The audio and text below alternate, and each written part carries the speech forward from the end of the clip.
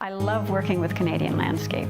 I've been through many years in the past. I've done a lot of traveling. I've been to the Middle East, Japan, Europe, spent many years living in the UK working. And when I came back to Canada, I just realized we have something extraordinary here. And our wilderness locations through the Ontario parks are really marvelous. So long as you can put the effort into accessing the best locations, it has everything that I want. I tend to travel with my husband. We love to share the adventures together.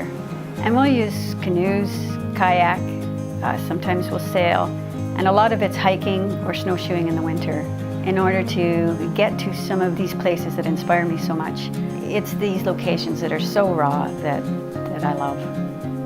Well, and the one thing that really comes into play in accessing these locations is the materials that I can take with me to work with. I mean, if we're on a canoe trip, I can often take full paints and panels and do color studies and underpaintings on site. But if we're hiking, and as the years pass by for me, I can carry less than I used to, of course.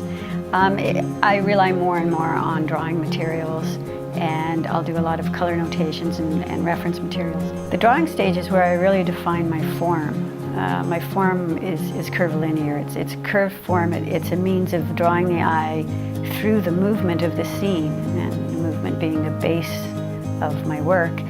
And if you think about it, there's just infinite number of variations possible when composing movement on a piece. So with the drawing, I get to really define that, follow it through,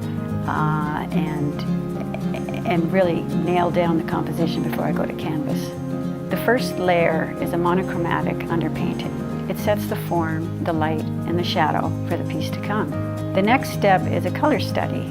I do one for virtually every piece because I change my color palette so much.